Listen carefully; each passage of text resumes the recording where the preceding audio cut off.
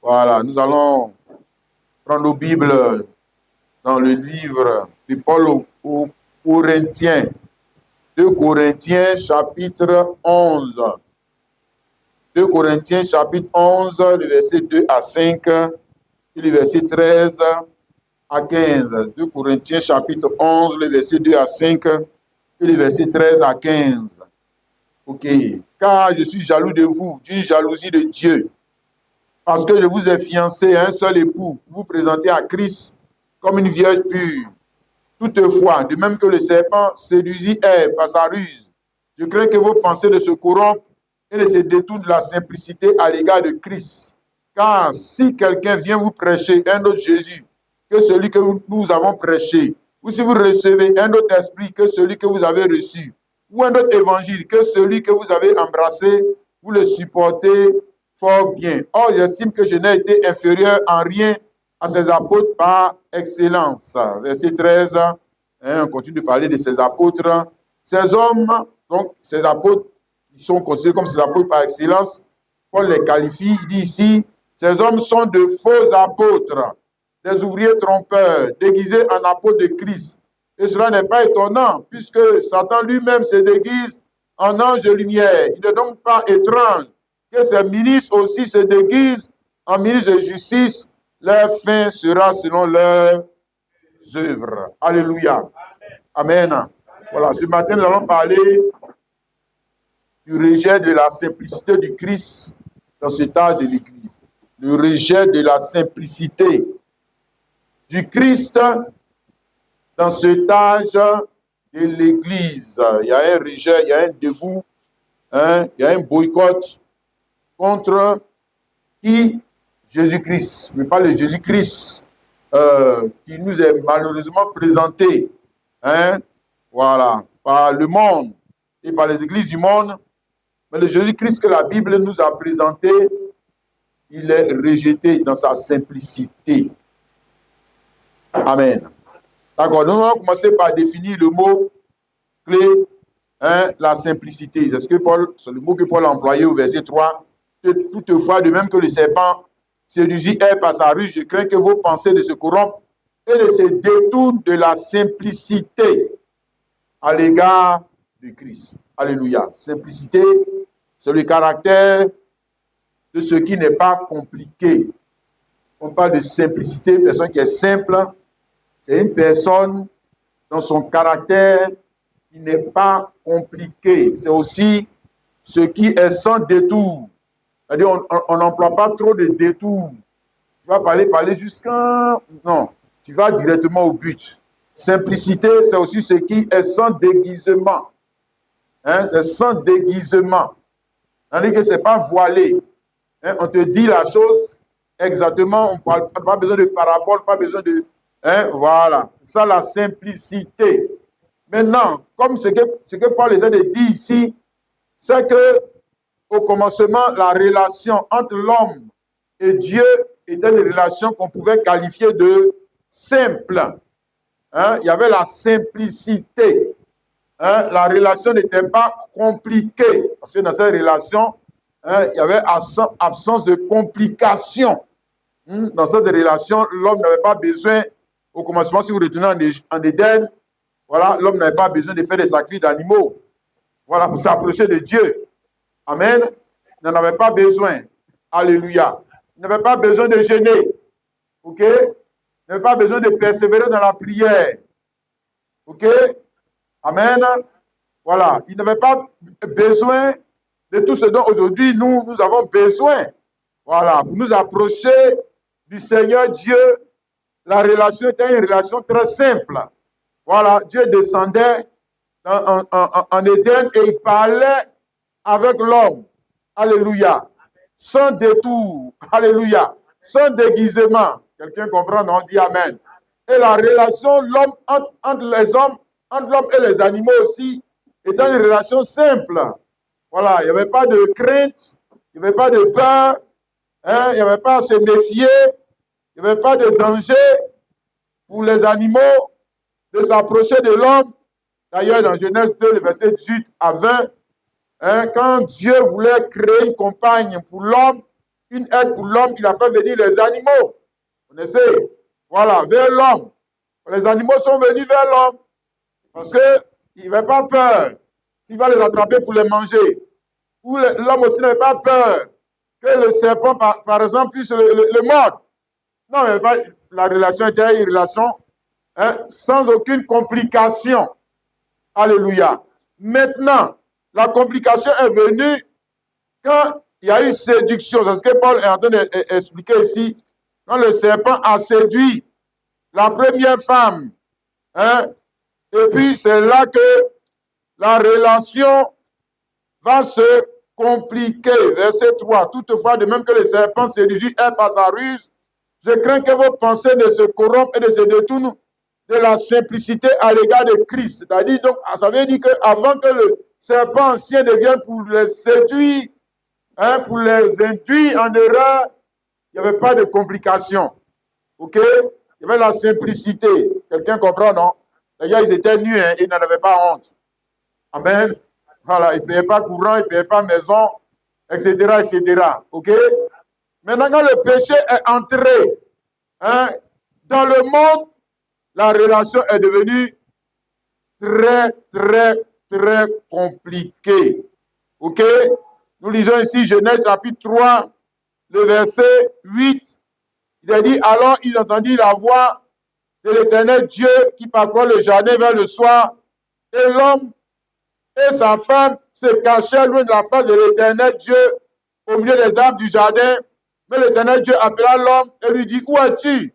Il répondit, j'ai entendu ta voix dans le jardin, j'ai eu peur parce que je suis nu, et je me suis caché. Voyez, alors que d'habitude, quand il entendait la voix de son créateur, il ne fuyait pas pour aller se cacher. Mais cette fois-ci, quand il entendit la voix du créateur, il dit, j'ai eu peur. J'ai eu peur. Pourquoi? Parce que la voix de Dieu représentait maintenant une menace pour lui. La présence de Dieu représentait maintenant une menace pour lui. Dieu était devenu maintenant un être dangereux pour lui.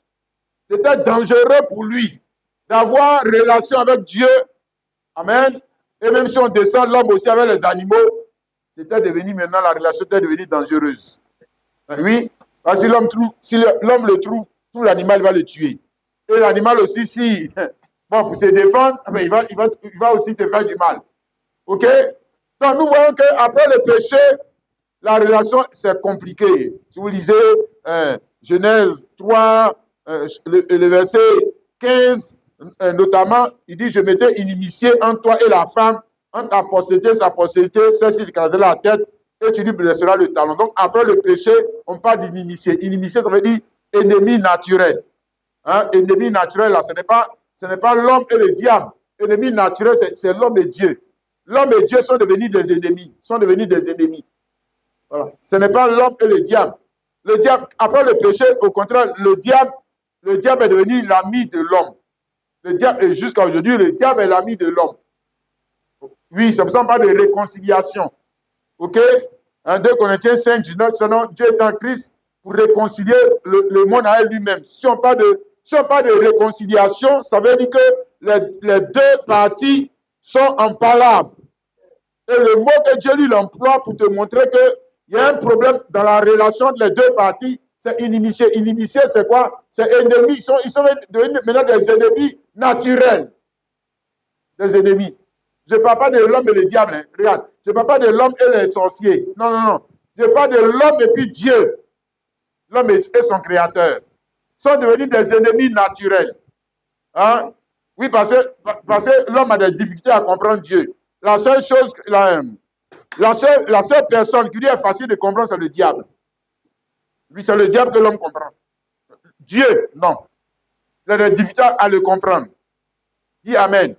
Maintenant, après cette situation qui a modifié, on va dire, la relation entre l'homme et puis son créateur, Dieu va introduire la loi, qu'on appelle la loi de Moïse. Et la loi de Moïse, elle ne va pas arranger la situation qui était déjà compliquée. Je te montre que la situation avant le péché, la relation, c'est comme un homme et sa femme. Quand le péché rentre, la relation devient compliquée. Quand le péché aussi est rentré entre l'homme et Dieu, la relation est devenue comment? Compliquée, difficile. Ok? Maintenant, après, Dieu va donner la loi, et la loi de l'Éternel Dieu et de Moïse ne va pas arranger la chose. Au contraire, va davantage compliquer la relation qui était déjà, on va dire, compliquée. Hein? C'était déjà difficile pour l'homme d'aller à Dieu. C'était déjà difficile pour Dieu de venir à l'homme sans que l'homme ne meure, sans que l'homme ne meure. Ok? Amen. Maintenant, avec la loi de Moïse, la situation va devenir encore plus compliquée pour l'homme parce que l'homme étant devenu pécheur, si on lui donne une loi qui dit que tu ne commettras pas d'adultère, tu ne voleras pas. Si tu voles, on te met en prison, c'est que tu vas le mettre en prison. C'est que maintenant tu vas le mettre en prison. Oui. Or, avant, on disait, avant, quand Dieu a dit, quand tu vas désobéir, tu vas mourir. Et puis on a vu que Adam et Ève, après avoir désobéi à Dieu, ils ne sont pas morts tout d'un coup, ils ne sont pas tombés morts. Non. Hein, ils sont morts dans le temps. Ils sont morts avec le temps. Tu as compris ça? Mais avec la loi de Moïse, quand tu violes la loi de Moïse, on ne te laisse pas mourir dans le temps. On te tue. On ne te laisse même pas arriver à ton temps, que ton temps va mourir. Par exemple, Akan, on n'a pas laissé Akan, on laissait-le, il va mourir dans son temps. Non. Quand tu violes la loi, et la loi dont tu as violé, la punition, c'est la mort, on te tue. On te tue. Donc, avec la loi, la relation va devenir encore plus compliquée. Romains chapitre 3, le verset 19, avait le dit, oh, nous savons que tout ce qui dit la loi, elle le dit à ceux qui sont sous la loi, afin que toute bouche soit fermée et que tout le monde soit reconnu coupable devant Dieu. Car nul ne sera justifié devant lui par les œuvres de la loi, puisque c'est par la loi que vient la connaissance du péché. Voilà. Donc, l'introduction de la loi introduit aussi la condamnation à mort. Comme j'essaie de t'expliquer, de montrer qu'avec la loi de Moïse, la relation est devenue comment? Compliquée, plus compliquée. Plus compliquée. Pour qui? Pour l'homme et Dieu. Pour l'homme et Dieu, oui, parce que Dieu, si tu pêches, Dieu doit te tuer. Il est condamné, ici, il est condamné à te tuer. Oui, parce que la loi que lui-même l'a donnée, là, te condamne, il ne peut pas te sauver. Il ne peut pas. Ce n'est pas possible. La loi elle-même le condamne à te tuer. Hein? Ou condamne les enfants d'Israël à exécuter la parole de Dieu. Et Dieu va jamais venir s'interposer. Non. Non. Donc ça devient plus compliqué, la relation entre l'homme et Dieu. Hein? Parce que l'homme qui veut venir adorer Dieu dans le tabernacle de Moïse, selon la loi de Moïse, il y a un risque à venir même adorer Dieu. Parce que dans l'adoration de Dieu, il y a des gens qui meurent dedans. Les gens meurent dedans. Oui, c'est-à-dire que c'est risqué. C'est risqué de venir adorer Dieu. C'est risqué pour le souverain sacrificateur d'entrer chaque année dans le lieu très saint. C'est risqué pour tous ceux qui s'approchent du tabernacle de Moïse. Du tabernacle. C'est risqué. Pourquoi? Parce que si tu fais quelque chose qui n'est pas... Si tu fais quelque chose qui est contraire à la loi, tu meurs. Tu meurs. Hein? On ne va pas attendre, on dit, laissez-le, il va mourir. De toute façon, c'est un péché, il va mourir. Non, non, on te tue. Et puis, c'est terminé. Alléluia. Or, ce que Dieu est en train de nous montrer ici, il avait déjà montré ça de manière, on va dire quoi, parabolique, hein, symbolique, déjà dans la relation. Hein, on va partir à partir des types pour essayer de nous faire comprendre. Dieu lui-même était parti à partir des types pour essayer de se faire comprendre. Hein, comment la relation avec le péché allait être compliquée. Mais comment la relation avec la loi de Moïse allait être encore plus compliquée. Plus compliquée. Hein, de sorte que Dieu devait trouver une solution, comme on a vu là, la simplicité de Christ, pour rendre les choses simples. Alléluia. Et donc nous allons dire, Dieu merci, de ce qu'il a trouvé une solution pour rendre les choses simples. Alléluia. Mais il a montré cela en type dans la relation qu'il y avait entre Abraham et Saraï. Hein? La relation entre Abraham et Saraï n'était pas une relation simple. C'était une relation compliquée. Pourquoi? Parce que Abraham était incirconcis et que Saraï était stérile. OK? Et maintenant, la relation va devenir encore plus compliquée.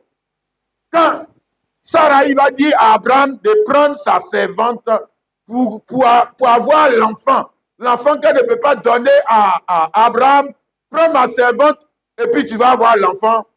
On va lire et on va voir que la relation va devenir encore plus compliquée. Genèse chapitre 16, le verset 2 au verset 5.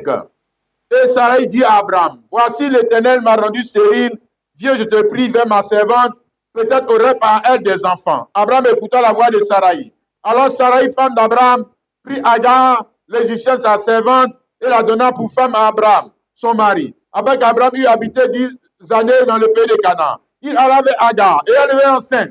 Quand elle s'est mise enceinte, elle regarda sa maîtresse avec mépris. Et Saraï dit à Abraham, l'outrage qui m'a fait retombe sur toi. J'ai mis ma semaine dans ton sein. Et quand elle a vu qu'elle était enceinte, elle m'a regardé avec mépris. Que l'Éternel soit juge entre moi et toi. Hein? Regarde un peu leur situation. Donc, ils se retrouvent dans une situation où la relation était compliquée, comme Dieu et puis l'homme, quand le péché est entré. Hein? Quand Dieu et l'homme, quand le péché est entré, nous avons vu que la relation est devenue plus compliquée, même avec les animaux. C'est devenu difficile. Hein? La vie sur la terre est devenue difficile. Dis Amen. Maintenant, quand la loi a été donnée, quand Dieu a donné la loi de Moïse, la relation est devenue encore plus compliquée. Amen. Or, Dieu avait déjà montré cela en type dans la vie d'Abraham et Saraï. Quelqu'un comprend ça, tu dis Amen. Abraham et Saraï, il les a appelés pour venir le servir. Mais il était difficile pour eux de le servir parce qu'il y avait en eux des défauts qui faisaient que la relation ne pouvait pas aboutir à un enfant. OK? Parce que Abraham n'était pas stérile, mais Abraham était incirconcis. Saraï était stérile. Donc, elle ne peut pas avoir d'enfant. Il est sûr qu'elle ne peut pas avoir d'enfant. Il est sûr qu'elle ne peut pas avoir d'enfant. C'est compliqué d'avoir l'enfant. Et puis celui qui l'a rendu stérile, ce n'est pas le sorcier du village. C'est Dieu lui-même qui a fait la chose compliquée. C'est Dieu lui-même. C'est ce qu'elle a dit au verset 2, non? Et ça a dit à Abraham, voici l'Éternel m'a rendu stérile. Viens, je te prie, vers ma semence. C'est-à-dire que Dieu leur a donné un problème à résoudre. Il leur a donné un problème. OK? Dans tous les ans, c'est la même chose. C'est Dieu même qui donne le problème. Ouais. Maintenant, quand il va donner le problème, il donne le problème de sorte que la solution doit venir par la foi. C'est-à-dire la révélation de la solution de ce problème. Ce problème, il a donné. Bon, je vous ai appelé pour avoir enfant. OK? Et puis moi-même encore, je rends la femme stérile. Et puis toi-même, là, tu es incirconcis. Maintenant, voilà le problème. Comment une femme stérile, appelée pour avoir enfant, peut avoir enfant? C'est le problème qu'elle a. Hein. C'est pas ça. Maintenant, ils ont dit, oh, mais ça c'est facile. Oh, ça c'est facile. On va utiliser la voix des hommes. Voilà. C'est gâté dans les mains maintenant. Voilà. C'est gâté, oui, c'est gâté dans les mains. Oui, quand tu dis la situation est devenue pire. La servante est tombée enceinte. Et quand elle est tombée enceinte, elle a commencé à regarder sa maîtresse avec mépris. Voilà. Votre solution, là, voilà où ça vous a envoyé. Hein? Alléluia. Que Dieu nous aide. Mon frère, ma soeur, à comprendre la Bible. Amen. Et marcher par la foi. Amen. Parce que c'est Dieu lui-même qui a donné le problème. Ce n'est pas le sorcier n'a rien à voir dedans. C'est Dieu qui a donné le problème afin que la solution vienne de Dieu, mais par la révélation.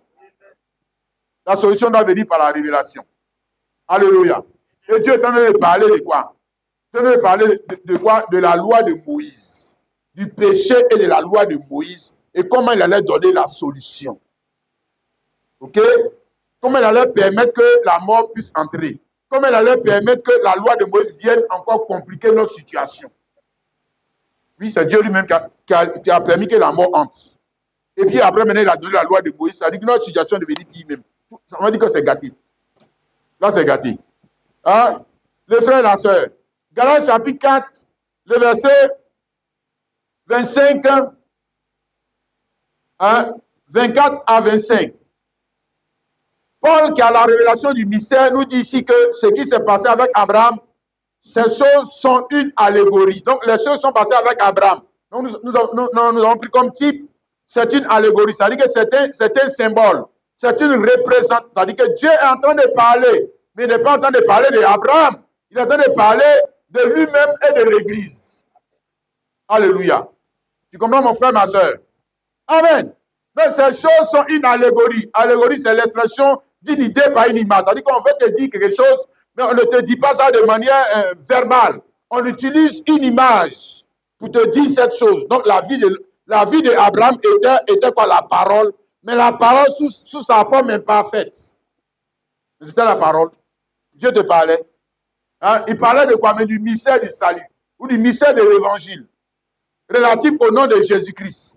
Parce que ces choses sont une allégorie. Ces deux femmes, donc les deux femmes d'Abraham, c'est-à-dire Agar et puis Sarah, sont les deux alliances.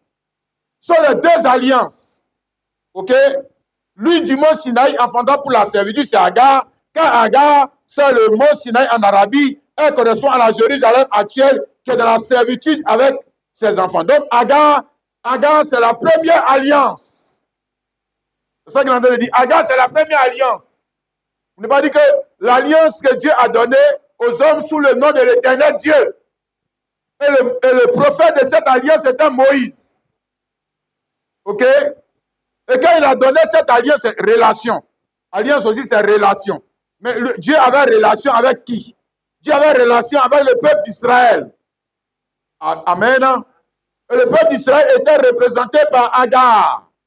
Mais cette relation, quand vous lisez la relation de Dieu et le peuple d'Israël, c'est une relation compliquée. Compliquée, oui. Cette relation compliquée, parce qu'il est Dieu seulement. Il est Dieu seulement.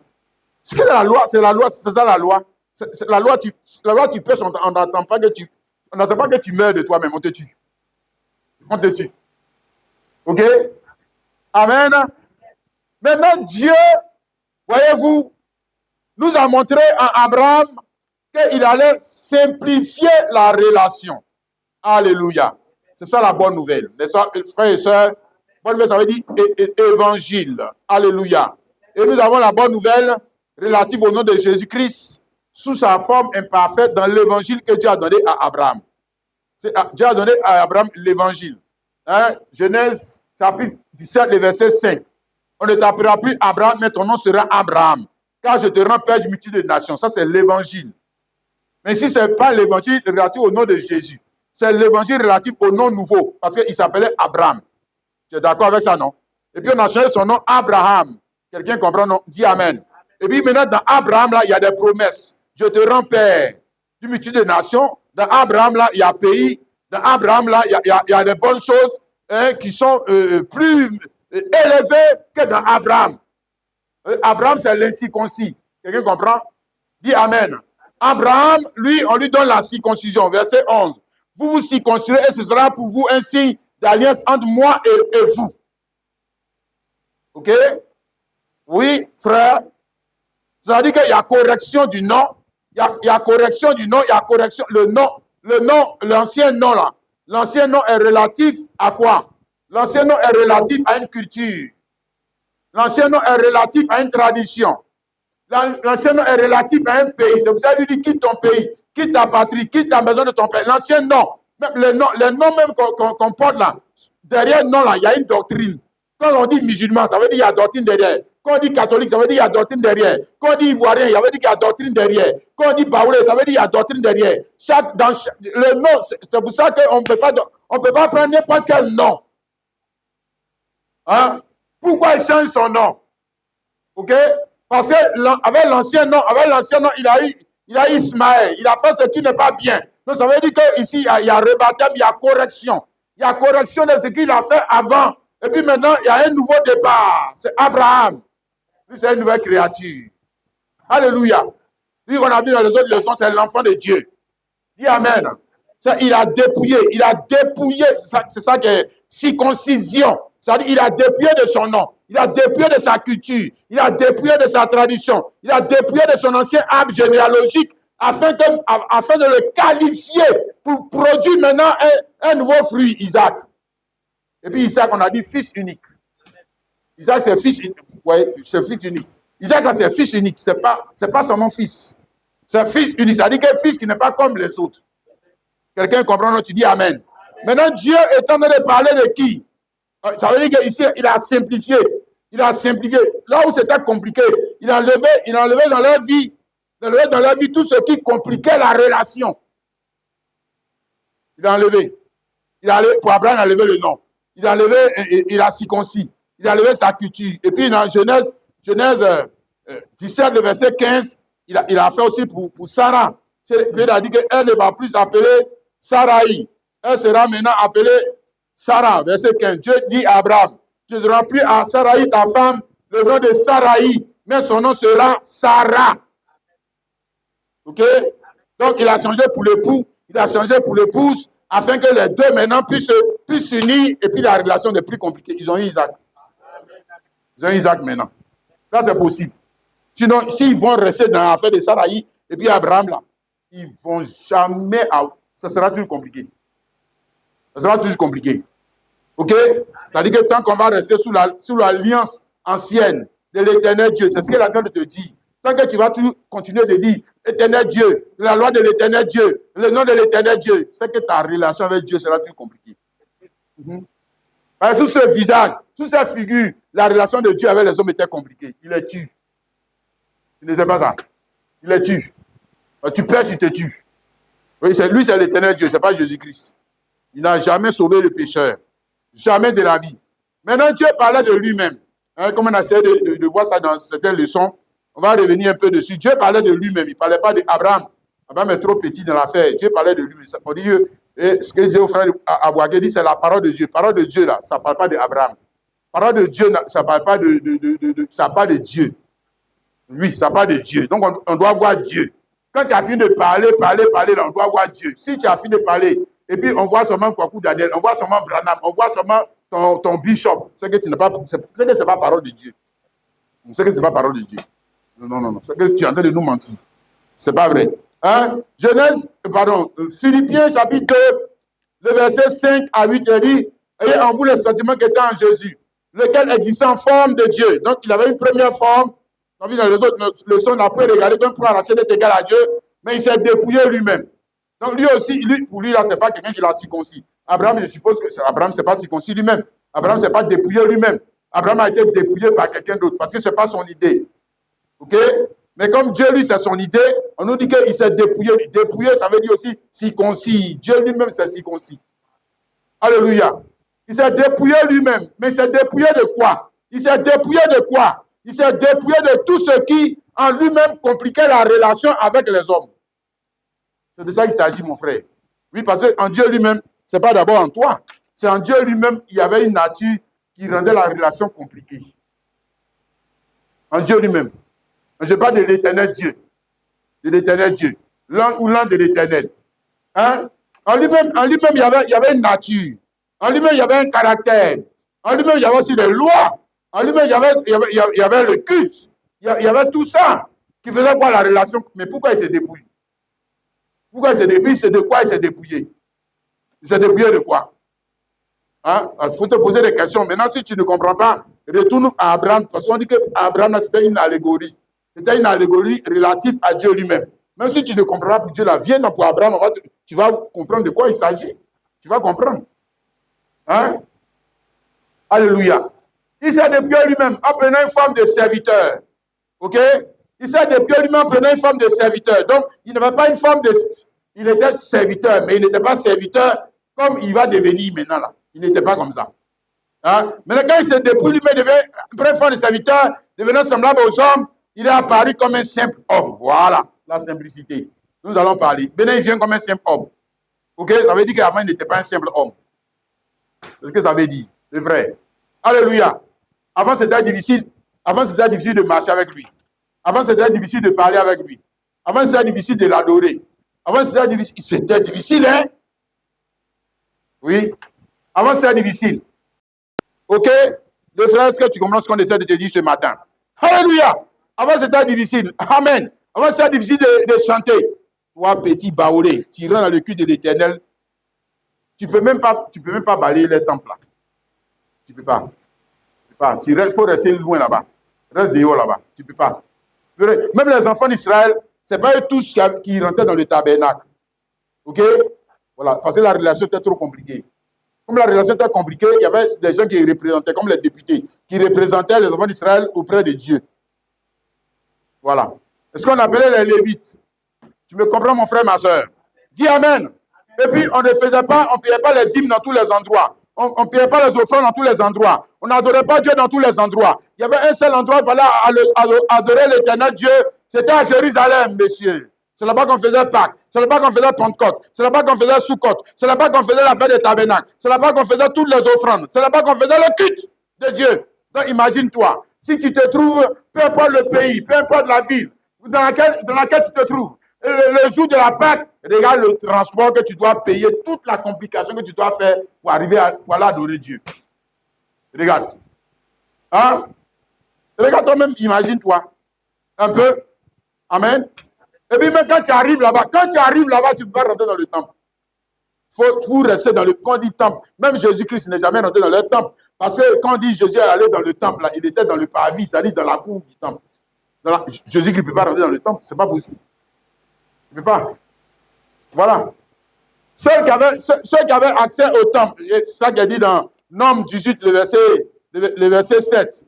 Ceux qui avaient accès au temple, c'était les enfants de Lévi et les sacrificateurs. C'est ceux qui avaient accès au temple. Et puis eux-mêmes là, dans leur affaire d'accès au temple, là, ils n'ont qu'à bien faire. Sinon, ils risquaient de mourir dedans. Hein? Ils risquaient de mourir dedans. Nombre 18, le verset 7. Toi, il parle ici à Aaron. Toi et tes fils avec toi, vous observerez la fonction de votre sacerdoce.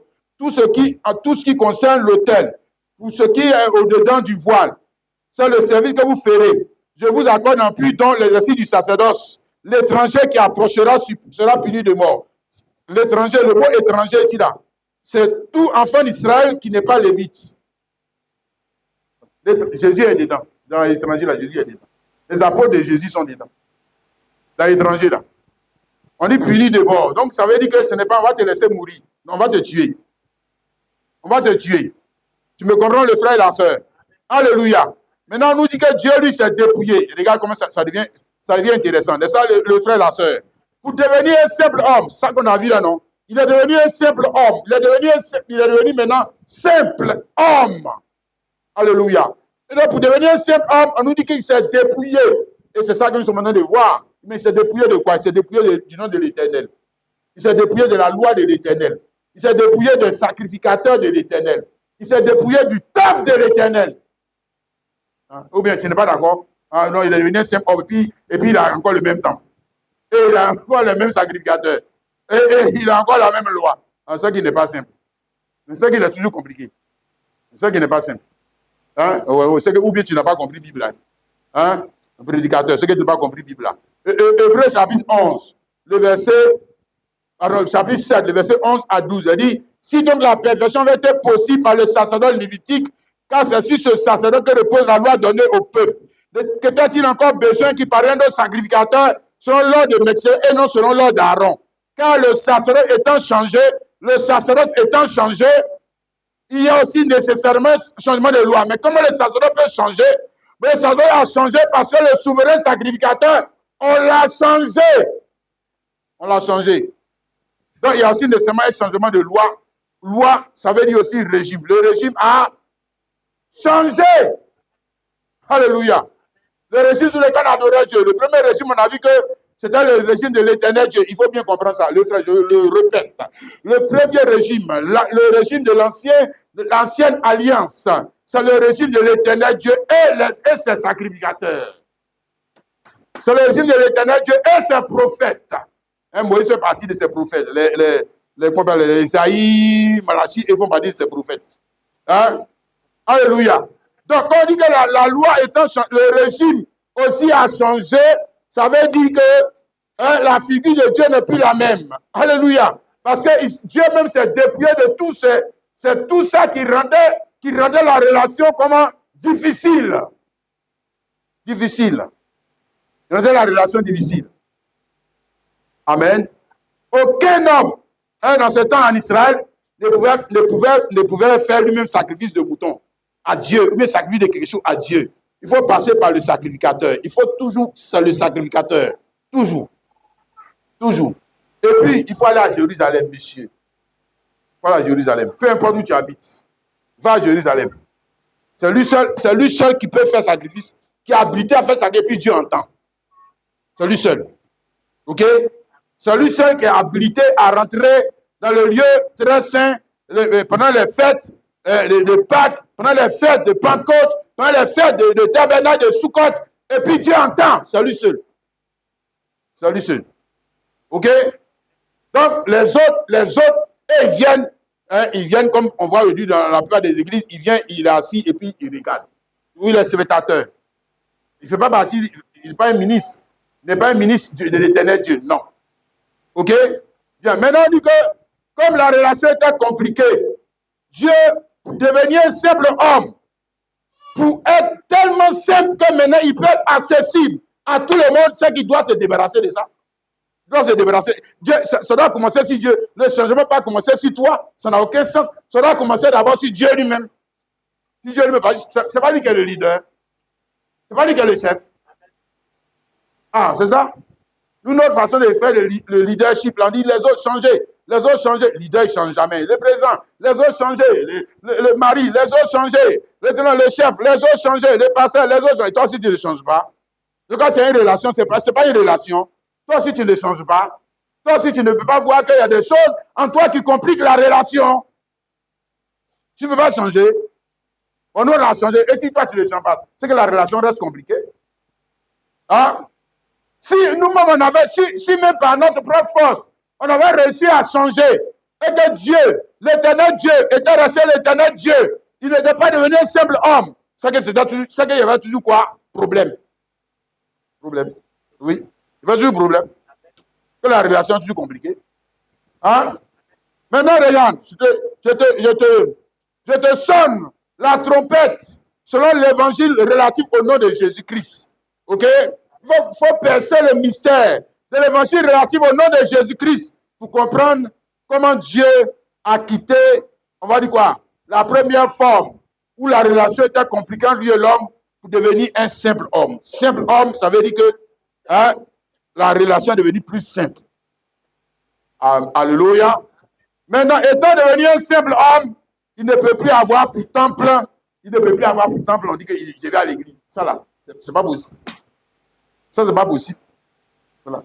C'est nous, ça veut dire que nous-mêmes là, nous les chrétiens là, Dieu a changé, mais nous on n'a pas changé. Nous on voit Dieu toujours comme avant. Toujours comme avant. Il dit qu'il s'en va à l'église. Il t'en va dans quelle église? Je suis allé balayer l'église. Toi, tu peux balayer l'église de Dieu. Il faut dire pour les hommes là, ouais, pourquoi pour Daniel là, tu allais balayer. Tu allais balayer pourquoi pour Daniel là. Et puis même, il faut qu'on apprenne à changer le langage. Sinon, c'est incohérent. Donc, ça veut dire quoi? Donc, on lit la Bible, il y a quelque chose qui est écrit ici, et puis nous, on dit autre chose. Pourquoi? Pourquoi? Ou bien c'est que tu n'as rien compris. Hein? Il dit, je bâtirai mon église. Et qui t'a dit que c'est la cathédrale? Mais si c'est la cathédrale, dans ce cas, c'est que lui-même n'a pas changé. C'est qu'il n'est pas un simple homme, il est toujours compliqué. C'est qu'il est toujours compliqué. Le Dieu compliqué, là, c'est l'éternel Dieu. C'est lui qui avait temple que tu peux prendre brique pour bâtir. C'est lui qui avait temple. OK?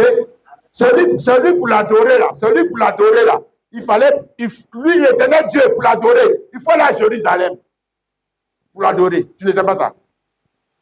L'éternel Dieu, pour fêter Pâques de l'éternel Dieu, va à Jérusalem. Pour fêter Pentecôte de l'éternel Dieu, va à Jérusalem. Pour fêter des tabernacles de Sukkot de l'éternel Dieu, va à Jérusalem. Maintenant, nous ici, nous sommes des voyous. On est en train de fêter Pâques. Et puis toi, tu es à Abidjan. Et puis tu es à Abidjan. Tu ne sais pas où on fait de la Pâques. Va à Jérusalem. Mais nous, on a besoin que notre langage soit converti. On a besoin de notre, même notre manière de prier, souvent, moi j'entends les frères ici, malgré que je prêche chez eux, mais il va, oh l'éternel Dieu, je te remercie. Celui qui est mort à la croix, il s'appelle l'éternel Dieu. Tu ne connais pas son nom. Non, tu ne connais pas le nom de ton papa. Ou bien tu ne crois pas. Tu vois, c'est ça le problème. Le problème, ça dit que il y a ce que la Bible dit. Mais nous, on suit la tradition. Comme tout le monde fait ça, voilà, nous, on suit la tradition. La tradition des assemblées de Dieu. C'est-à-dire qu'il est ici, mais il est toujours assemblée de Dieu. Il est ici, mais il est toujours baptiste. Il est ici, mais il est toujours catholique. Dans sa compréhension des choses de Dieu, c'est un catholique. Toujours, toujours. Toujours.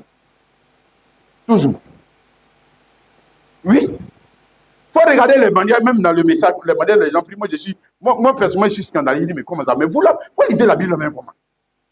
Vous lisez la Bible là comment? Aïe! L'éternel Dieu là, regarde, l'éternel Dieu là, son temple là, c'est à Jérusalem. S'il te plaît. Lui n'est pas un simple homme. Jamais de la vie. Lui là, si l'éternel Dieu, tu pêches, il te tue. Il te tue. Ok? Maintenant, comme il a vu que la relation devenait trop compliquée avec son église, l'éternel Dieu s'est dépouillé lui-même. Mais il s'est dépouillé de quoi? Dépouillé, ça veut dire qu'on enlève quelque chose. On a vu avec Abraham, dépouillé, on l'a circoncis. Donc on a enlevé quelque chose. Mais on a même mieux, on a enlevé son nom. On lui a donné un autre nom. Bon, maintenant on dit que c'est une allégorie qui est relative à Dieu lui-même. Donc Dieu lui-même aussi, quand il va se circoncire, il va changer de nom. C'est ce que ça veut dire. Il change de nom. Maintenant, toi, tu l'appelles l'éternel Dieu. Et qui t'a dit qu'il s'appelle l'éternel Dieu? Toi, tu es enfant de qui? Jésus-Christ, non? Ah, moi, je ne connais pas ton papa. Tu ne connais pas ton papa? Mais Bible, mais tu ne crois pas. Tu ne crois pas. Notre langage est faux. Dis que je vais à l'église, c'est faux. Tu ne vas pas à l'église, je vais parler à l'église. Non. Apprenons à parler comme des chrétiens. Si je te dis, arrête de parler comme une assemblée de Dieu. Pas comme un chrétien. Il faut me montrer dans la Bible, lequel des chrétiens a dit je me vais à l'église. Il faut me montrer. Que lui, ça va à l'église. Que lui, ça va balayer l'église. Il faut me montrer. Hein? Donc, ça, c'est la légèreté. Et puis, ça, c'est-à-dire qu'on est tout dans la tradition. Tradition catholique, tradition protestante. OK? Jean chapitre 14, le verset 13 à 14, il dit, tout ce que vous demanderez en mon nom, je le ferai. Afin que le Père soit glorifié dans le Fils. Si vous demandez quelque chose en mon nom, c'est en mon nom. Ton papa dit que, ton papa Jésus, il dit que quand toi tu dois prier, il faut prier. Notre Père qui est aux cieux, que ton nom soit sanctifié. Je te dis, le cas des Juifs peut prier puis utiliser le nom de Jésus. Le cas des Juifs. Mais le cas des musulmans même. Les musulmans peuvent prier comme ça. Mais le Juif, il prie l'éternel Dieu. Ça, c'est un Juif, c'est normal. Il prie l'éternel. Je ne prie pas Jésus-Christ. La prière que Jésus a prise à ses disciples-là, aucun Juif ne peut prier comme ça. Aucun musulman ne peut prier comme ça. Aucun. Regarde. Maintenant, s'il s'est dépouillé, ça devient intéressant. Il s'est dépouillé, il est devenu simple. Il est devenu simple homme. Quand il devient simple homme, là, à partir de ce moment-là, c'est que son temple aussi doit être simple. Oui, c'est que tout doit être simple, tout doit aller ensemble. Tout doit être simple maintenant. Et toi, tu veux nous ramener dans ce qui est compliqué. Pourquoi? Genre, si Dieu était... regarde, le prochaine fois, il voit ici un soir, il dit que si Dieu était un homme compliqué là, de toute façon, nous on a assis, il n'allait même pas venir. Il n'allait même pas venir même au milieu de nous ici. Parce que lui, il est trop... Tu veux dire que lui, il est grand, non? Il est grand, non? Et puis, il va venir prier sous votre appartement ici, avec vous. Vous faites quoi? Si lui est compliqué, il va venir ici pour faire quoi? Il ne connaît pas les beaux temples, qui sont à Abidjan. Lui, il ne les connaît pas. Il va venir dans le pouvoir pour faire quoi?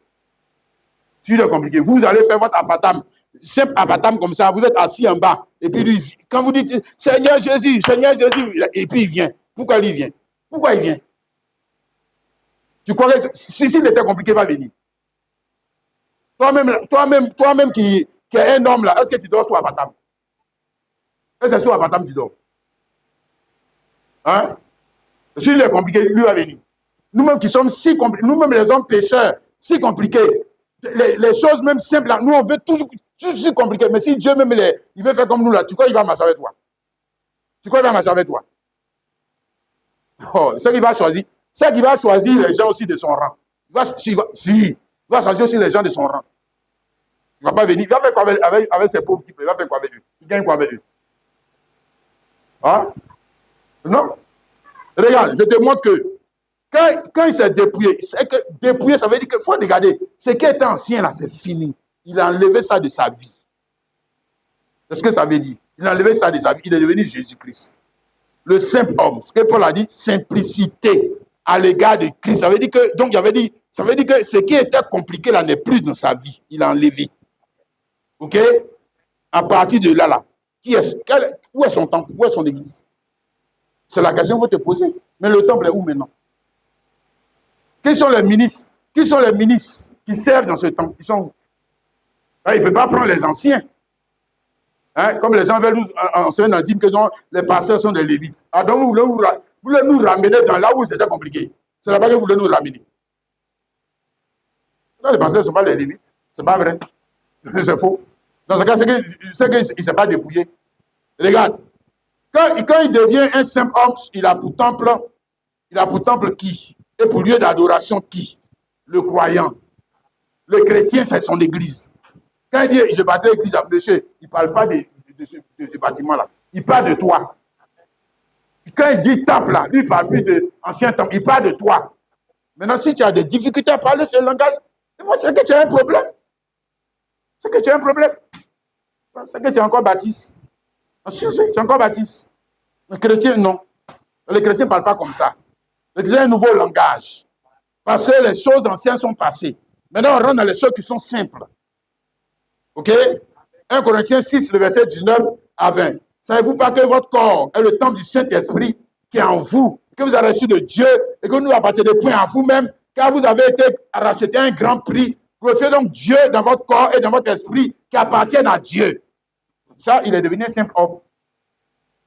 Voilà son temple. OK? Votre corps est le temple du Saint-Esprit. Ou bien, c'est pas ça? Ou votre corps est le temple de l'Esprit de Christ. Temple, ça veut dire lieu d'adoration. OK? Donc, le lieu d'adoration a changé. Pourquoi le lieu d'adoration a changé? Parce que l'ancien lieu d'adoration, ça rendait la relation compliquée. Oui, monsieur. Toi, tu es ici. Tu n'aimes pas à manger. Tu vas quitter ici pour aller jusqu'à, comme les musulmans. Allons faire un pèlerinage en Arabie Saoudite. Ça veut dire quoi ça? Ça veut dire quoi ça? Hein?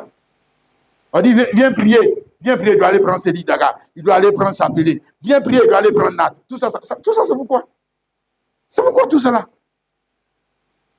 C'est que votre Dieu est compliqué. Oh?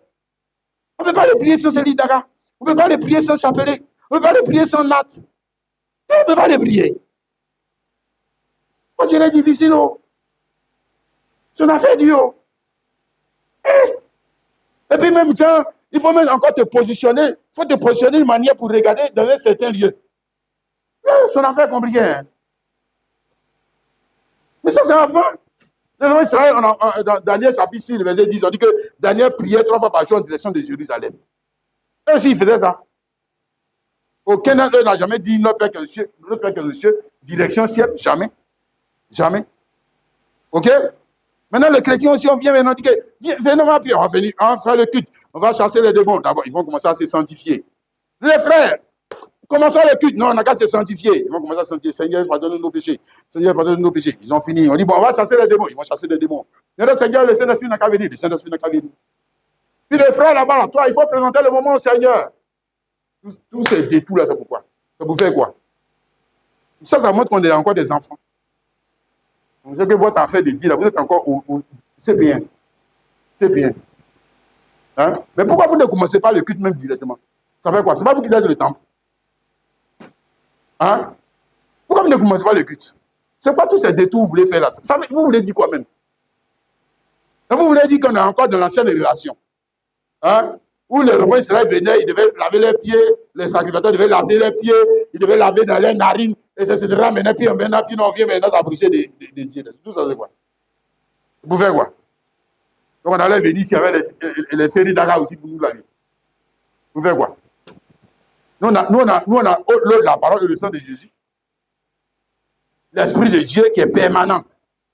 Si tu as péché, si toi tu as péché, on va commencer le culte, il faut te repentir. Nous, on ne se repent pas. Nous, si Jésus nous a déjà purifié, si toi tu as péché, il faut te repentir. Toi, c'est là-bas. Ouais. S'il y a un démon, il faut le chasser dans ta vie. Nous, on rentre dans le culte. Point barre. On n'a pas besoin, Seigneur, de présenter le moment du Seigneur. Présenter quel moment du Seigneur? Nous-mêmes, on s'est présenté déjà. Nous-mêmes, on s'est présenté dans ce lieu, c'est fini. On commence le culte. C'est ça la simplicité. Messieurs, c'est ça la simplicité du culte. La simplicité de l'adoration. Alléluia. On n'a plus besoin de détours. Pourquoi? On a vu un, parce que nous sommes quoi?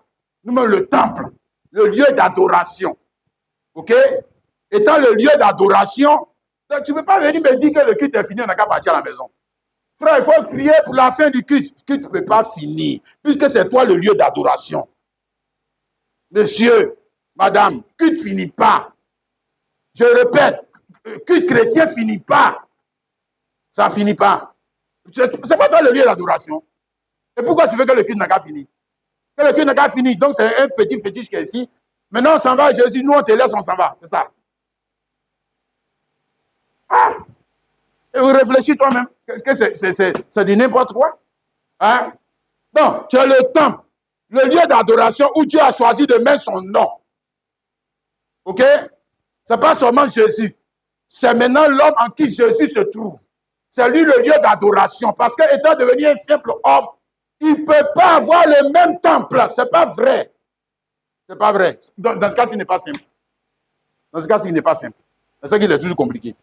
Mais s'il est toujours compliqué, mais c'est que ça sera compliqué pour toi et pour moi d'aller au ciel. Ça sera très compliqué. Hein? Ça, je t'assure. OK? Alléluia. Étant devenu maintenant un simple homme, il a pour temple. Deux, il a pour ministre du culte. Ministre du culte, puisque dans le temple, il y a le ministre du culte. Hein? C'est-à-dire les serviteurs, ceux qui l'adorent, hein? Ceux qui le louent, ceux qui ont le droit de le louer, de l'adorer. C'est qui? C'est toi qui as le temple. Imagine-toi, c'est toi qui as le temple. Puis ministre du culte, c'est Kwaku Daniel. Mais pourtant, c'est toi qui as le temple. Est-ce que ça va? Et ministre du culte, c'est le frère André. Alors que c'est toi qui as le temple. Comment ça peut marcher? Ça, c'est le catholicisme. C'est pas l'évangile. Donc, si c'est toi le temple, c'est que le ministre du culte, c'est toi encore. C'est que c'est toi encore. Oui. Hein? Oui, ministre du culte. C'est-à-dire l'homme qui doit chanter, l'homme qui doit adorer, l'homme qui doit prier, l'homme qui doit prêcher. C'est qui? C'est qui? Mais c'est toi qui as le temple, non? Donc c'est toi qui as tout ça en même temps. C'est simple. Alors qu'avant, regarde, avant là, il y avait le mouton qu'il fallait envoyer. Il y avait le temple. Il y avait le ministre du culte. Et puis il y avait les spectateurs. Et là, tout ça est compliqué. Dieu a mis tout ça en une seule personne. Christ et l'Église. Tu comprends, mon frère? Dis Amen. Maintenant, là, le mouton, là, la brebis, c'est qui? C'est toi. Si, la brebis, c'est toi. Le ministre du culte, c'est toi. Le temple, c'est toi. Voilà. C'est pas simple. Ah oui, c'est simple. En tout cas, pour moi, c'est simple. C'est très simple. Maintenant, on n'a pas besoin de... On n'a qu'à envoyer les moutons. On n'a qu'à envoyer... Non, c'est toi. Temple, c'est toi. Ministre du culte, c'est encore toi. C'est toujours toi. Voilà. Là, c'est simple. Parce que le Dieu même que tu pries... Frère, imagine-toi. Voilà Daniel, Kwaku Daniel, avec ses comportements difficiles là. Si, regarde, je t'explique ça comme ça pour que tu comprennes. Nous tous ici, on est compliqués à vivre. Hein? Pourtant, Dieu du ciel, il est devenu, il s'est fait petit pour venir vivre en Kwaku Daniel. Kwaku Daniel avec ses sauts d'humeur. Kwaku Daniel avec ses complications. Mais Dieu est là quand même. C'est pas ça. Si Dieu peut être là, c'est que le gars là, il est simple. C'est qu'il est simple. Autrement, il aurait tué Kwaku Daniel. Depuis, c'est fini. Depuis, c'est fini. Depuis, le film est fini. C'est qu'il est simple. Si. C'est qu'il est simple. Est-ce que toi, vivre avec toi-même, c'est facile? Hein?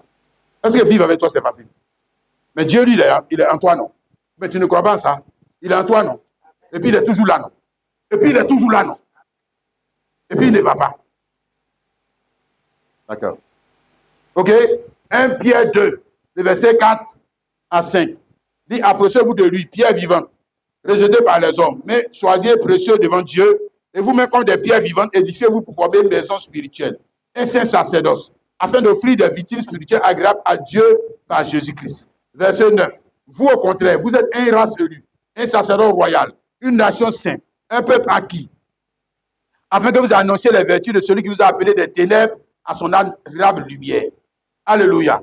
Donc nous avons dit que le temple, c'est devenu maintenant le croyant. L'église, là, c'est le croyant. Le lieu d'adoration, c'est le croyant.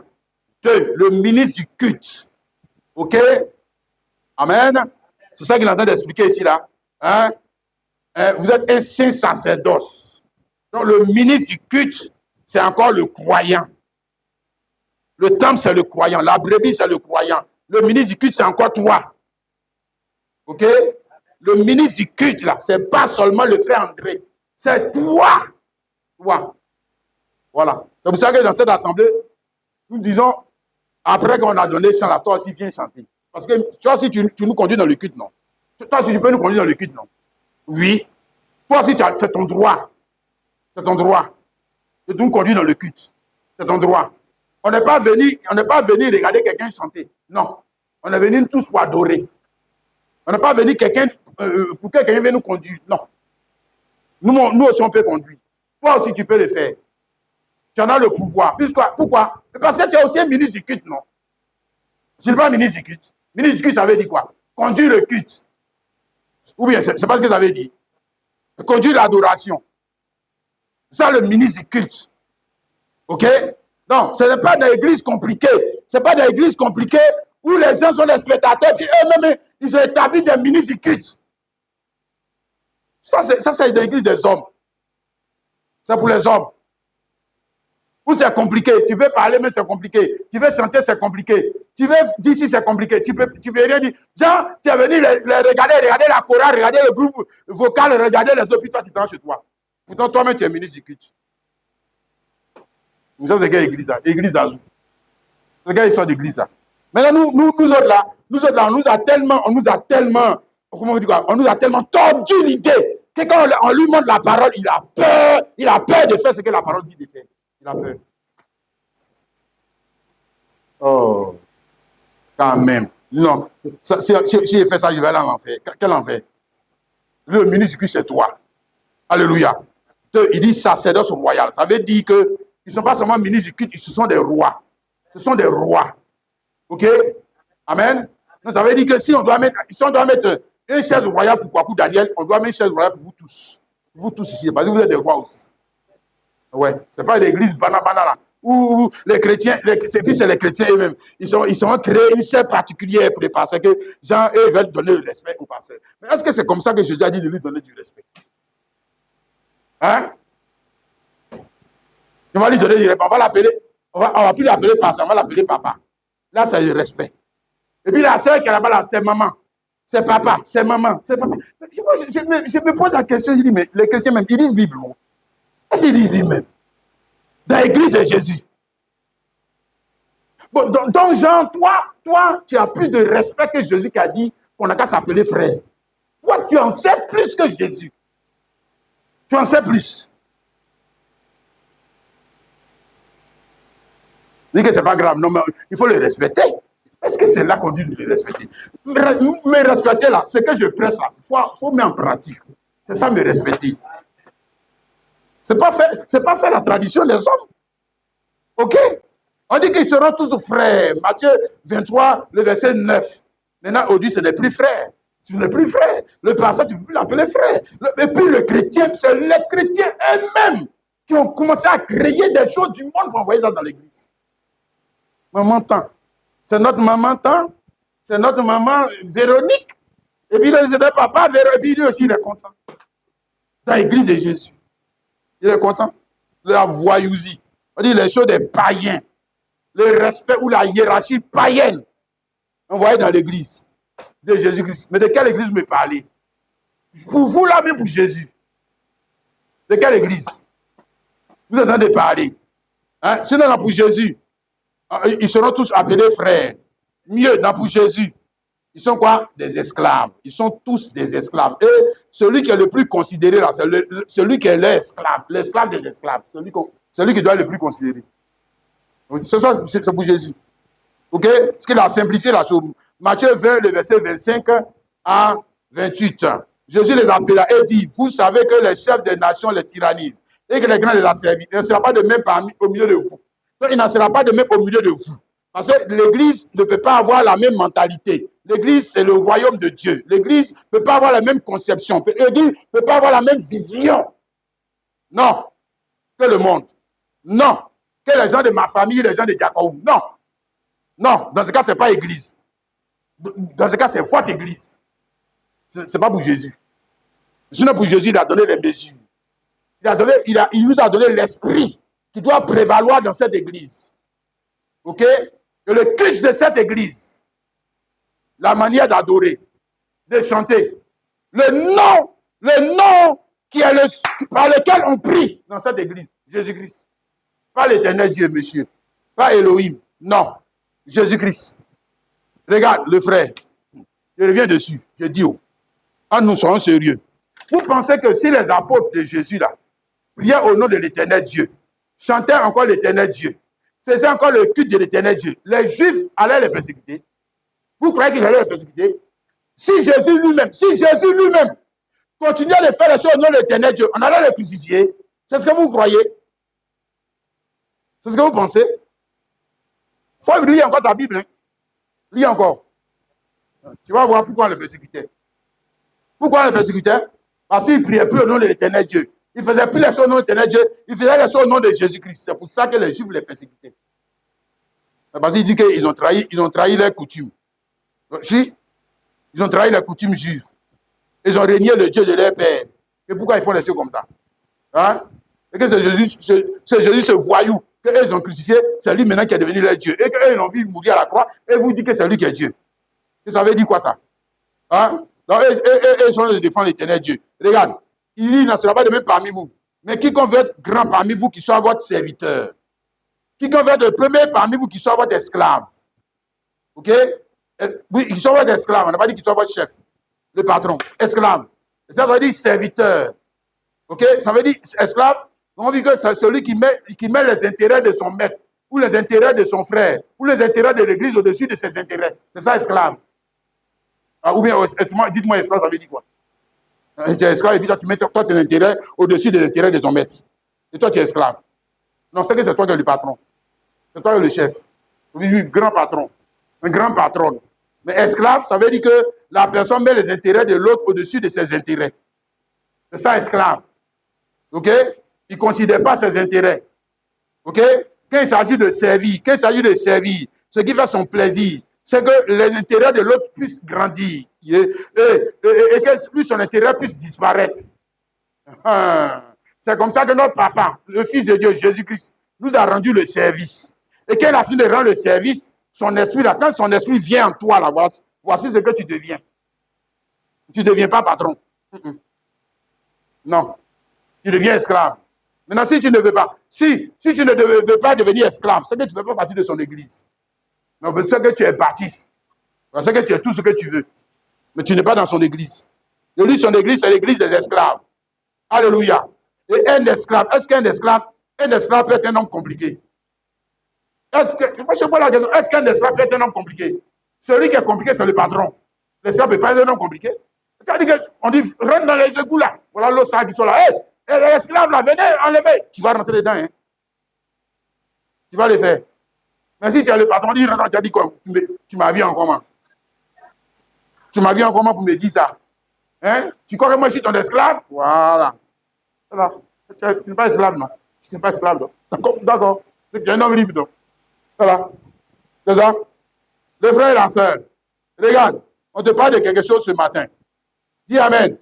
Romains chapitre 7, Romains chapitre 7, le verset 1 à 4. Il dit, ignorez-vous, frères, car je parle à des gens qui connaissent la loi, que la loi exerce son pouvoir sur l'homme aussi longtemps qu'il vit. Ainsi, une femme mariée est liée à la fois par la loi à son mari tant qu'il est vivant. Mais si le mari meurt, elle est dégagée de la loi qu'il a liée à son mari. Si donc du vivant de son mari, elle devient la femme d'un autre homme, elle sera appelée adultère. Mais si le mari meurt, elle est affranchie de la loi de sorte qu'elle n'est plus point adultère, elle devient la femme d'un autre. De même, mes frères, vous aussi, vous avez été par le corps de Christ mis à mort en ce qui concerne la loi. OK? Pour que vous apparteniez à un autre. celui qui est ressuscité des morts avec une portion des fruits pour Dieu. Amen. Donc, il part par une allégorie pour nous montrer c'est quoi l'évangile de Jésus-Christ. Et nous avons été dégagés de la loi. Ok?